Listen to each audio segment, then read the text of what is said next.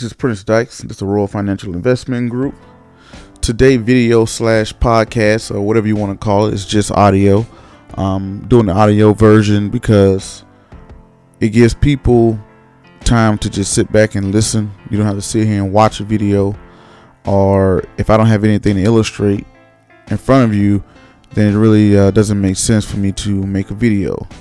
So you can just sit back and relax and play this via your phone, your iPads, iPods, your car, anything else like that, so you can just sit back and, maybe if you're cleaning the house or you are doing other work or something like that, this is just something you can just sit back and listen to it as I give out essentially what I know and what I've learned over the time and my advice. So the number one question I'm always asked is, which stock should I buy and why? How should I invest, or what should I invest in? And it's nothing wrong with that question. It's a very valid question. It's a question I used to always ask myself, and I still ask myself that every day. So it's the reason why I started this company in the first place. Is when I was looking for those answers, it wasn't too many people out there that was providing those answers. That was providing real, true, honest answers and why. So here today, I'm going to really essentially break it down to you and give you a very valuable tool that I learned myself. First of all, the people that usually answer this question, they usually follow the step process. There's someone that's like, hey, you know what? I have this much money, or I'm doing this, but I want to invest. And when they look to go invest, they don't know what to buy, which is 100%. Hey, I may have an IRA, I have a savings account, a 401k, but I really don't know what to buy. I have an E-Trade account. I have another video, how to start an E-Trade account. A lot of people watch that video. They started it like, okay, now I had this E-Trade account. I transferred the money in. Now what? That's the biggest question people always ask. And this is first of all, you have to ask yourself, what's your goal? Is it short term or is it long term? It's just like, hey, I want to make some money now. I want to be like a day trader, make some money now, today, or in the next month, or is it something that I want to have to extend over a long period of time? So this is the golden nugget that I always give people. I know a lot of people, it's a lot of technical data and a lot of technical analyzing tools out there that you can use. You can look at the PE ratio, you can look at the earnings per share, you can look at the dividends, you can look at news, earnings, all type of good stuff you can look at to say, hey, this is a good company. But this is the basic, simple, common investor thing that I would advise, and I've seen work. When you think about investing, don't think about things you don't know about. When you're starting off and you're trying to go long term, think about the things that you do know. You already know what to invest in. And I know people sitting there like, what you mean I already know? You already know. Look at your bank statement. What are you investing in every day? You're investing into something as a consumer. For example, if you hooked on to, I've seen people who love Diet Coke and they got to have 2 or 3 Cokes a day. That right there, maybe you want to think about the Coca-Cola stock. You're like, hey, I love Coca-Cola. I always drink it. My family drinks it. This person drinks it. We love the Diet Coke. I got to have my Coke that day or whatever. Then you may want to say, okay, maybe I can buy stock in this company. Another thing is, I know a lot of people who love Starbucks. You're a big fan of Starbucks, maybe you should consider buying stock in Starbucks.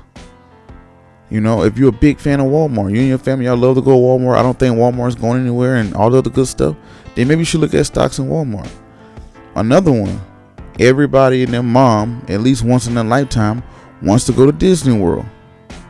I want to go to Disney World. My kids want to go to Disney World. This person wants to go to Disney World. Maybe you should think about buying stock in Disney. Every time you go on lunch, it's a long line wrapped around McDonald's. Man, people love McDonald's. That's another one. Maybe you should think about or consider buying stock with McDonald's. Things like that. Coca-Cola, Walmart, McDonald's, stores like that of what you're thinking about could be a great investment. What do you spend money on? I love Apple. I love Apple products. I like the iPad, the iPod, the iPhone, the MacBooks, all the other good stuff. And you love Apple. You're a big Apple fan, and you see Apple is growing and being innovative. Then that's a company that you may want to consider investing in. I'll tell you one of my personal things that I like.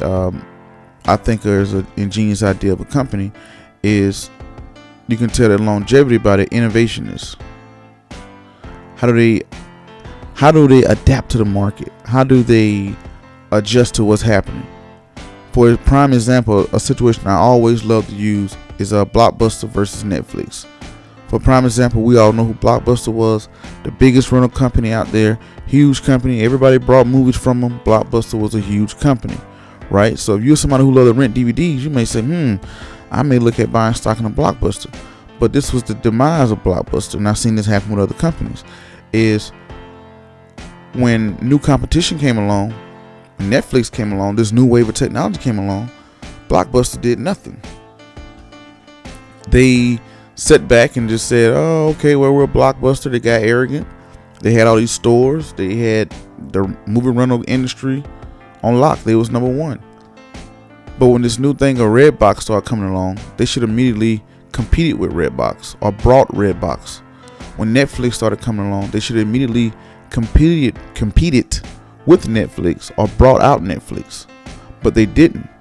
They let Redbox grow and grow. They let Netflix grow and grow. And by the time they said, okay, wow, we have a problem here, it was too late. And also, Blockbuster had too high of a overhead. Blockbuster has thousands of stores throughout the country. They have thousands of trucks that has to deliver those movies throughout the country. They have thousands of employees. Having all these stores, you have mortgages, lights, water, insurance, all this other good stuff that Blockbuster operating costs had to pay for. How much it cost them to operate. But if you looked at Netflix or Redbox, how much does it cost to operate Redbox? It's essentially a vending machine. You put the box up there, you pay somebody to go change it. That's it. Low overhead. So Blockbuster had to charge $5 per DVD because that's how they had to make their money. Redbox was just charging $2 per rental, or Netflix is charging $8 a month. All they needed was the internet and a warehouse, and maybe a business office for the logistics and accounting or whatnot. So, but they had better business model. They had a low overhead. Blockbuster had a huge overhead, but goes back to show where Blockbuster didn't compete. They didn't say, oh wow, look at this new Redbox thing, come on, I'm at the top of my game in this industry. I see this new idea coming about Redbox where people are putting up vending machines. I need to break into the industry right now. It could have easily competed with Redbox before it got too big and crushed it. Or when they see Netflix going with online streaming, it should have immediately jumped into it. When Netflix got inside of the video games, Blockbuster should have been the first one into that, or they should have competed immediately. But they waited to Blockbuster. Blockbuster waited till these other companies got too huge, and they ended up taking them over. So, it makes sense. I can pay $8 a month and watch movies when I want to, and I don't have to worry about picking them up, taking them off. So it met the consumer demands better than Blockbuster was doing.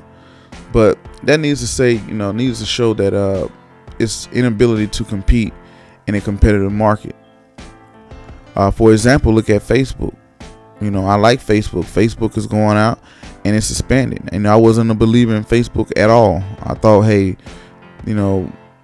social media, I don't believe in social media because one day people are on Black Planet, the next thing you know they're on MySpace, the next thing you know now they're on Facebook, and I said after Facebook it'll be something else.